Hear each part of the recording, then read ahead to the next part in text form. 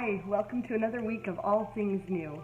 I'm Havila Forgi from Christ Lutheran Church, and this week we are finding joy in God's presence with Brother Lawrence of the Resurrection. Brother Lawrence, maybe more than any other mystic and monastic that we're going to be spending time with in the next several weeks, really found joy in simple things and found joy in all of the things around him and all his daily tasks.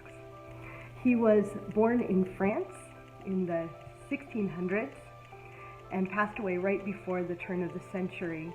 And he was a Carmelite monastic. He lived with a small group of people and remained pretty isolated for most of his life after conversion. He's remembered for just the intimacy of his close relationship with God, and he often wrote about having a constant conversation of prayer. There's a story about him when he was not yet Brother Lawrence, but known as Nicholas Herman, that he was out on the countryside in the middle of winter, and he saw a barren tree that, of course, in the middle of winter was leafless and just seemed dead. And when he was looking at it, he had this vision of it waiting silently and patiently for the summer abundance that God was going to give it.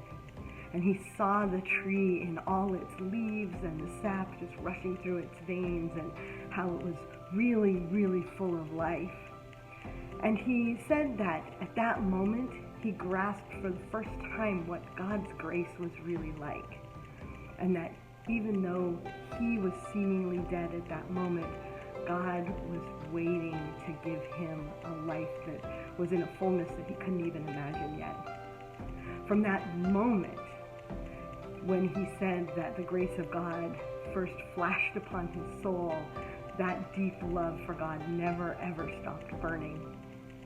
Brother Lawrence began some of his prayers with God of pots and pans and things. For me this week, that looks more like God of Zoom meetings and Facebook and YouTube. The writing that I'm going to read to you today is what he's written about finding God in simple things and in constant conversation. And he writes, "I turn my little omelet in the fire for the love of God. When it is finished, if I have nothing to do, I prostrate myself on the ground and worship my God who gave me this grace to make it, after which I arise happier than a king. When I can do nothing else, it is enough to have picked up a straw for the love of God. People look for ways of learning how to love God. They hope to attain it by I know not how many different practices. They take much trouble to abide in his presence by varied means. Is it not a shorter and more direct way to do everything for the love of God? To make use of all the tasks one lot in life demands to show him that love, and to maintain God's presence within by the communion of our heart with God's. There is nothing complicated about it. One has only to turn to it honestly and simply. Whatever your tasks this week, may you pray to the God who holds those tasks in his hand, God who cares about your daily activities, and may you do everything for the love of God.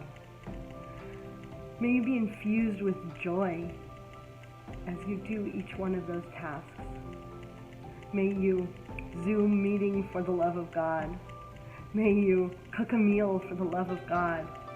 May you scrub your bathroom for the love of God.